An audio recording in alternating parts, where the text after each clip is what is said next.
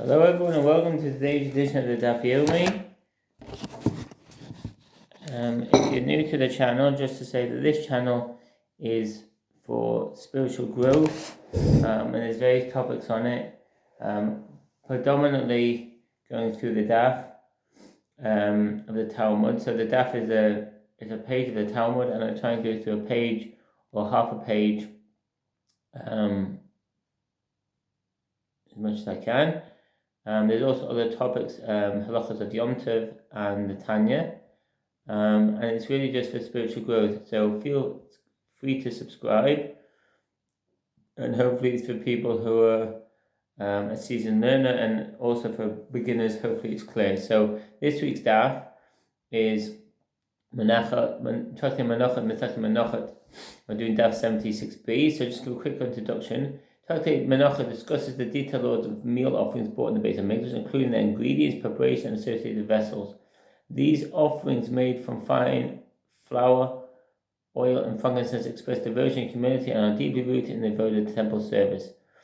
This Omid focuses on lechem upon the shrew bread, 12 specially shaped loaves placed on the golden temple table, shulchan each Shabbat in the temple, the Beit HaMikdash, remaining there until replaced the following week. The daf explores the shape, handling, and sanctity of these loaves, highlighting the value placed on the precision and beauty in the mitzvah.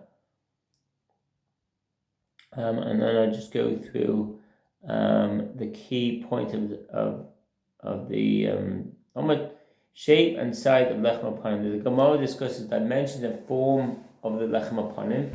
Two views are presented. One opinion holds that they were shaped like a box open on one side, like a trough or folded sheet. Another describes a flat surface on bottom and top, with walls on the sides to create a form of boat. Number two, molds for shaping the bread.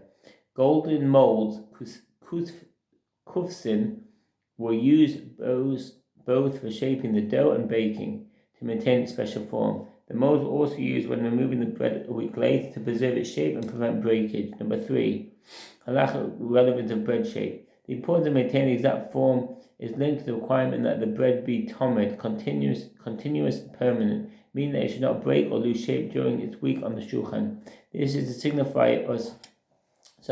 This teaches us about hidden mitzvah, beautifying the mitzvah, and maintaining the sanctity of the temple service. Number four, vessels used in the temple. The Gemara touches on the stages of temple vessel, kli sharet, and how they sanctify what's placed in them. It mentions that these vessels must be made according to precise halachic specifications. So let's dive into the text. So just following up on that, when the Gemara raised an objection to the opinion of Shmuel from a Braita, all the meal offerings where one increased the measure of the loaves, or one decreased the measure of the loaves, are nevertheless fit, except for the 12 loaves of shrew bread, and the 12 loaves of the high priest griddle cake offering, and the 10 loaves of each variety for the thanks offering, and the 10 loaves that accompany the guilt offering of Nazirite. Evidently, no fewer than 40 loaves are fit for the thanks offering, in contradiction to the statement of Shmuel. The Gemara answers, he states his opinion according to the opinion of that Tana, as it is taught in a Braita. All the meal offerings where one increased the measure of their loaves, or where one decreased the measure of their loaves, are nevertheless fit, except for the 12 loaves of the shrew bread and the 12 loaves of the high priest griddle cake offering. And some say even the 10 loaves of each variety of the thanks offering and the 10 loaves that accompany the guilt offering of Nazirite are fit only when brought in the prescribed measures. Shmuel agreed with the first Tana, according to whom the loaves of the thanks offering and the loaves of Nazirite are fit even when they are not offered in the proper quantities. Rav Huna says, with regard to an oven-baked meal offering that one baked as only one loaf, although he did not bring the mandated quantity, he has fulfilled his obligation. What is the reason? It is that the verse states with regard to the oven-baked meal offering, and when you bring a meal offering baked in an oven, it shall be unleavened of fine flour. Leviticus 2:4. The term unleavened loaves, matzot, is written without the letter vav, which is generally used with regard to the plural form. Therefore, it may be read in a singular as an unleavened loaf, matzat, which teaches that even one unleavened loaf is fit. Rav Papa objects to this derivation. The reason Rav Huna gives The reason Rav Huna gives is that it is written in a singular form of matzat. But if it were written matzot, would this not be the halacha? But what about the verse concerning the loaves of the thanks offering, where it is written matzot with a vav, indicating the plural form in the verse? Then he shall offer with the sacrifice of the thanksgiving unleavened loaf mixed with oil, Leviticus 7:12. And yet Rav Tovi Bar Kisner said that Shmuel said, in the case of loaves of the thanks offering that were baked as 4 loaves, such that each of the 4 varieties of loaves is baked only as only 1 loaf, he fulfills obligation. The Gemara answers, that statement of Shmuel disagrees with the opinion of Rav Huna, according to whom 4 loaves are not fit for the thanks offering. The Omer offering, i.e. the measure of barley, brought as a communal offering on the 16th of Nisan, would come from 1/10 of an ephah of flour sifted from 3 seah of barley. Source of Huna, a seah is a measure of dry volume first mentioned in Genesis 18:6. It is used by the sages as a point of reference for all measures. Every seah contains 6 kav, which equals 24 log. Estimates of the modern equivalent of a seah range from 8.2 liters to 14.4 liters. Ha'oma hayabah ison misholosh sayin. The Omer offering would come from 1/10 of an ephah of flour sifted from 3 seah of barley. 3 seah of barley were reaped in order to prepare the Omer offering. After a number of preliminary preparatory labors, including winnowing the threshed grain in the wind, selecting the inedible waste from the edible parts, heating the kernels by fire, and cooling the kernels in the temple court, the kernels were ground. Of the flour yielded in this manner, 1/10 of an ephah of fine flour was selected to be put as the Omer offering. Ram Sefer Vod Hilchot Timidim Misafim 7:12. The 2 loaves would come from 2/10 of an ephah of flour sifted from 3 seah of wheat. Lechem upon him is Esrim va'arba asronos ma'asrim va'arba asayin. 24 seah of fine wheat flour were necessary for the preparation of the shewbread. After the kernels were rubbed and beaten in the manner of other wheat meal offerings, they were ground to flour. From this, 24/10 of an ephah of fine flour was sifted. In turn, this fine flour was used to bake 12 loaves. That fine flour is sifted from 24 seah is mandated by a mitzvah. But if the requisite quantity of fine flour is sifted from a smaller quantity of grain, the loaves are still fit. Rambam Sefer Vod Hilchot Timidim Misafim 5:6. The shewbread would come from 24/10 of an ephah of flour sifted from 24 seah of wheat.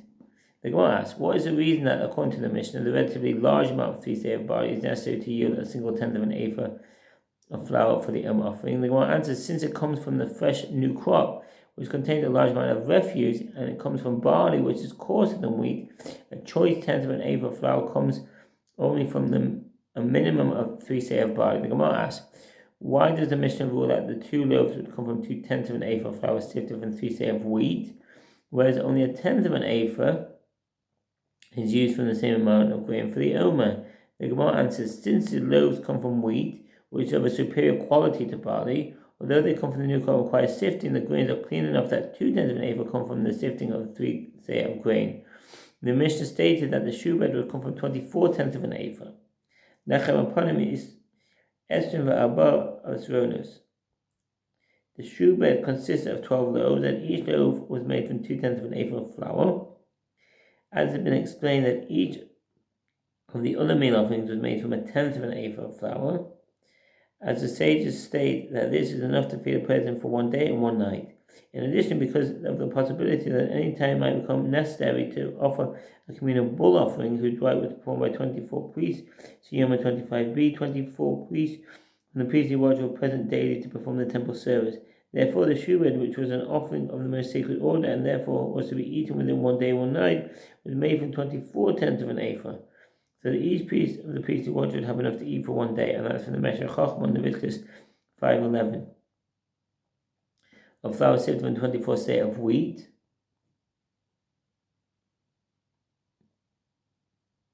"24 seah of fine wheat flour were necessary for the preparation of the shewbread. After the kernels were rubbed and beaten in the manner of other meal offerings, they were ground into flour. From this 24/10 of an ephah of fine flour was sifted. In turn, this fine flour was used to bake 12 loaves. That fine flour is sifted from 24 seah is mandated by a mitzvah." But have I said that bit?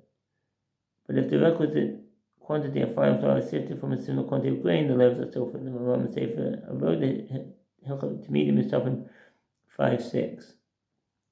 What is the reason? The Gemara answers, since they come from wheat and they come from the old crop, which contains relatively little refuse, the grains are so clean that a choice tenth of an ephah of flour comes from 1 seah of grain, and 24 tenths of an ephah come from 24 seah. The sages taught in the Bible all the meal offerings where one increased the measure of a tenth of an ephah of flour by collecting it in a vessel larger than a tenth of an ephah, or where one decreased. Only come to discuss what is indicated by an increase or decrease of the measures of tenths. Some explain that the term increases the measure of the tenths means that the individual used a measuring utensil larger than a tenth of an ephah. Accordingly, to decrease the measure of the tenths means that the individual used a measuring utensil smaller than a tenth of an ephah. Similarly, Rashi writes that the word increase indicates that he overfilled the measure, and the term decrease indicates that he left the measure less than full. According to the explanation, the offering is rendered unfit because if it increased the measure when he removed the handful is partially composed of the extra flour. Therefore, the handful was not a full handful of the designated precise tenth. In the other case, if it decreased the measure of the tenth, then the offering itself was of insufficient measure. An objection is raised to this explanation. The Gemara established that the removal of a handful depends on the intention of the priest performing the rite, C24b. Therefore, even if the handful is removed from the increased quantity, since the priest means to remove the handful from the precise tenth and not from the excess, it should be sufficient that the priest removes the handful from the designated tenth. Therefore, some explain that this is discussing the meal offerings brought to accompany animal offerings. The volumes of these meal offerings are mandated: 3 tenths for a bull, 2 tenths for a lamb, and 1 tenth for a sheep. Therefore, if one deviates from the amount dictated by the Torah, these meal offerings are not fit. Tosfot, Rashi, the second interpretation. The measure of the seah of grain, e.g., if he used 2 or 4 seah instead of 3, but sifted until he was left with the correct measure of a tenth of an ephah of flour, they are fit offerings. This is because the number of seah mentioned in the Mishnah is necessary only for the optimal fulfillment of the mitzvah, but is not indispensable. Now we move on to a Mishnah. The flour of the offering was sifted with 13 sifters.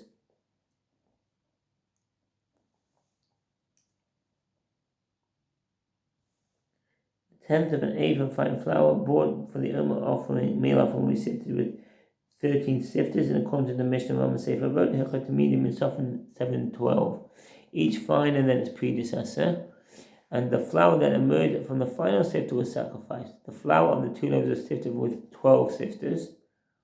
2 tenths of an ephah of fine wheat flour was sifted with 12 sifters for the preparation of the 2 loaves offering in the temple, in accordance with the Mishnah Rambam Sefer Avod to medium in Soften 8:3. And the flour of the shubad was sifted with 11 sifters. 24 tenths of an ephah of fine wheat flour were used in the preparation of the shubad. Although the flour was to be sifted with 11 sifters, even if this was not done, so long as the flour emerged sufficiently fine, it was nevertheless fit. The 11 sifters mandated as a mitzvah, but not as an indispensable requirement. Rambam Sefer Avod to medium in Soften 5:6. Rabbi Shimon says they have no fixed number of sifters. Some commentaries explain that Rabbi Shimon disagrees in all cases. The Menachot book. The Omer offering the 2 loaves and the shubad, Rabbi Avada Bartanoah. Others explain that Rabbi Shimon disagrees only with regard to the shubad, Rashi manuscript, but he agrees that the Omer is sifted in 13 sifters. According to the explanation and plural expression, they have no fixed number. It refers not to the multiple varieties of meal offerings, but to the multiple loaves of the shubad. Later commentaries present a number of proofs in support of Rashi's explanation. First, an earlier Mishnah, 66a, also mentions the Omer is sifted in 13 sifters, and there's no indication there that Rabbi Shimon disagrees. Second, the Gemara here cites a brayta with regard to the shubad, after presenting the opinion of Rabbi Shimon, indicating that Rabbi Shimon's opinion relates specifically to the shubad. Rather, it was fine flour that was completely sifted that one would bring for all these offerings as stated, and he should take the fine flour and bake it. Leviticus 24:5, indicating that one does not feel an obligation until the flour was completely sifted. The Gemara, When a finer sifter was used, the small dust-like particles emerged and fine flour was caught in the sifter. And when a coarse sifter was used, the fine flour emerged and the bran was caught in the sifter. With regard to the sifting of the flour, the sages taught in a Braita, the sifting would begin in a sifter of slight holes, and the flour that remained would be sifted in a sifter of large holes. The flour that emerged would be again sifted in a sifter with slight holes that were not quite as small as the first one with small holes, and again in a sifter of large holes was not quite as large as the first one with large holes. All the sifting would proceed in this manner. Rabbi Shimon ben Elazar says there are 13 sifters in the temple, this one above, preceding that one, and this one above that one. The highest sifter will collect bran, part of the kernel aside from the actual pure flour, and the lower sifter will collect fine flour. The Mishnah teaches that in contrast to the first Tana, Rabbi Shimon says they have no fixed number of sifters, but the flour will be a sifter at the meantime as was necessary based on the verse that you should take from flour and bake it. In addition, the sages taught when the verse states with regard to the shrubet and you should take fine flour and bake it, this teaches that fine flour is acquired after it's been sifted for the baking of the shrubet. And from where is it derived that even wheat kernels may be purchased before they are ground and sifted? The verse states, and you shall take, indicating that the grain should be taken in any case and in any state. One might have thought that it is so even for other meal offerings. Therefore, the verse says, and you shall take fine flour and bake it, indicating that the shrubet alone may be acquired as kernels because of the sparing. Chisayon, sparing. According to manuscripts of the Talmud, the word should be read hizachon, from the root samach kaf, meaning to spare. In this context, the Gemara states that the Torah has sympathy for the finance of the Jewish people, resulting in a sparing hizachon of their money. The modern implication of this word savings emerges from this usage. Rabbi Elazar says, what is the meaning of because of the sparing? Rabbi Elazar says the Torah spared the money of the Jewish people. Due to the large quantity of grain needed for the shrubet every week, purchasing sifted fine flour would be a substantial expense. The Gemara explains, where is the allusion to this principle? It is found in a verse, as it is written that when the Jewish people were thirsty in the wilderness in the aftermath of Miriam's death, God instructed Moses to speak to the rock before their eyes, so that it will give forth its water, and you shall bring forth to them water out of the rock. You shall give drink for the congregation for their cattle. Numbers 28. Evidently, the miracle of extracting water from the rock was performed even for the purpose of providing water for the livestock. And come to the end of chapter 7, 7 here, and I'll give a summary. In the case of each of the 5 voluntary meal offerings, as well as the meal offering brought by a woman, the Omer meal offering, the sinner's meal offering, and the meal offering of a sota, a handful is removed from the offering and the priest consumes its remainder.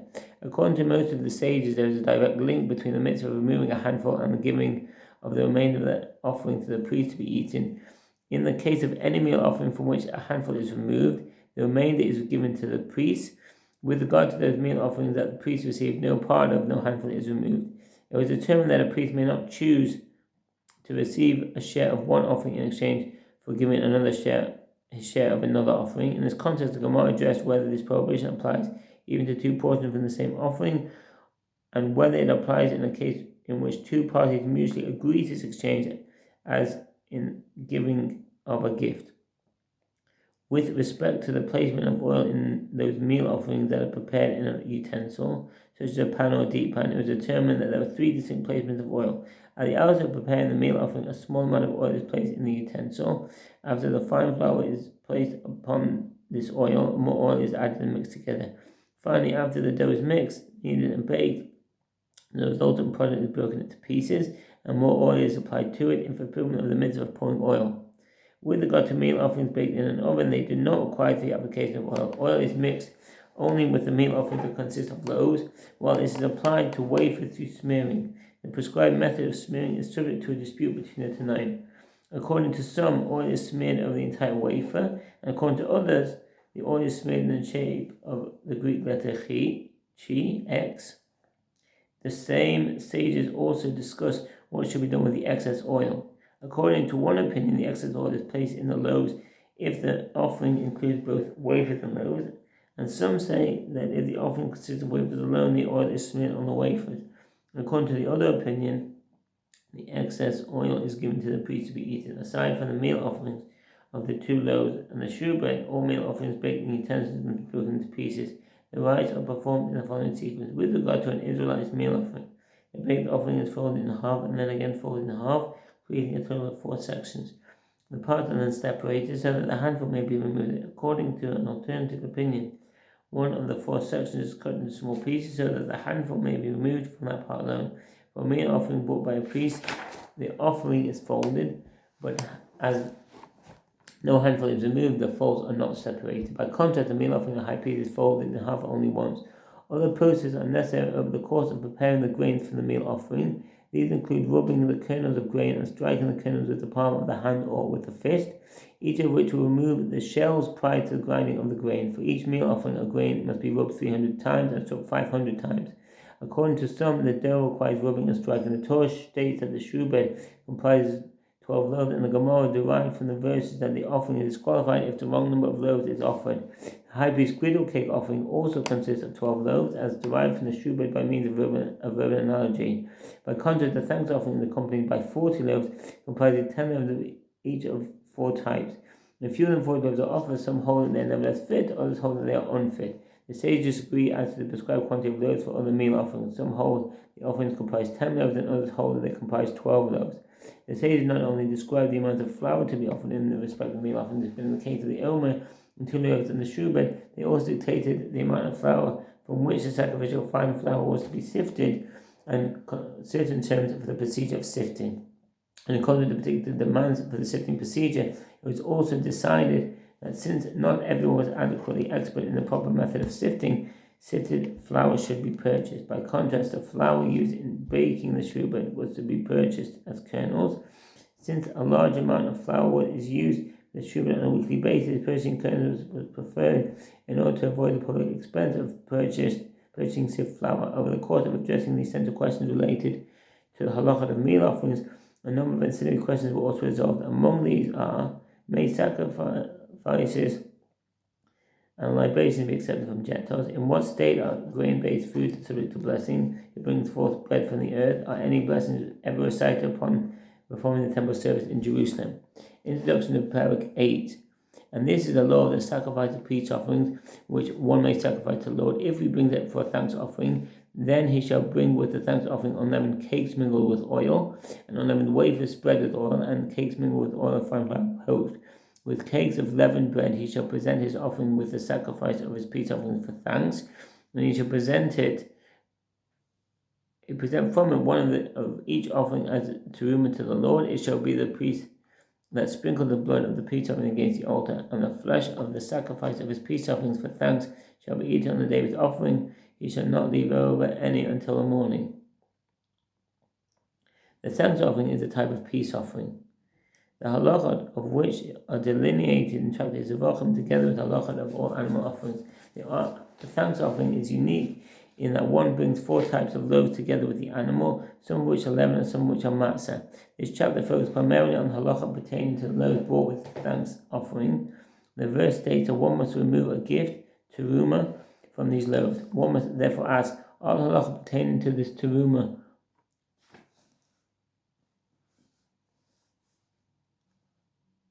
parallel to halachah teruma separated from grain? E.g., is a non-priest liable to receive death at the hand of heaven for partaking of it? Alternatively, perhaps it's called teruma only in the sense that a certain measure must be removed from the load and given to the priest. These details are not specified in the Torah and require clarification. Additionally, many questions arise due to the fact that the sanctity of the loaves brought with the thanks offering is dependent on the sanctity of the offering itself. For example, must loaves be present in temple courtyard at the time the animal slaughtered, or in order to become sanctified? Are the loaves sanctified even if the animal was slaughtered not for the sake of a thanks offering, or if it was slaughtered with intent to partake of it outside its designated area or beyond its designated time? Furthermore, what is the halacha in a case where 80 loaves were consecrated for thanks offering where only 40 are required? What is the halacha in a case where the offering was slaughtered and then discovered to be blemished or unfit for sacrifice?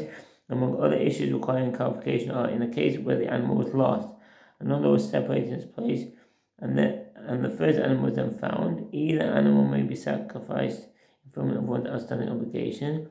What was halacha with regard to the remaining animal? Does one bring loaves with it at well? As well, maybe. Similarly, does the offspring or substitute of a thanks offering require loaves?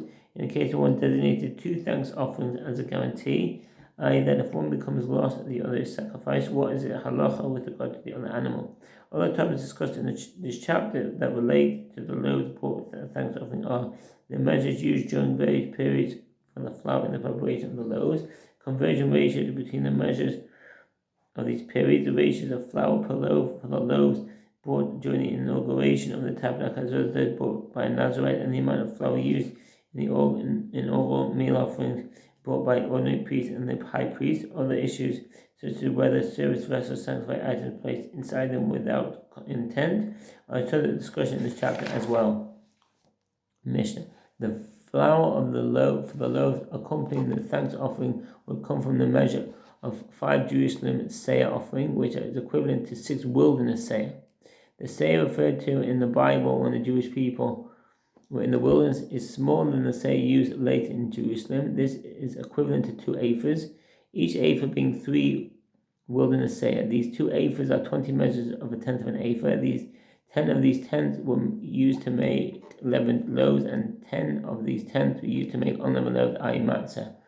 And then we're just going to round off a summary here. Menachot 76b explores the unique design and treatment of the lechem upon him, emphasizing the golden mold to shape the structure. Thank you for listening, and wish you a very good day and peace in Israel. All the best. Bye.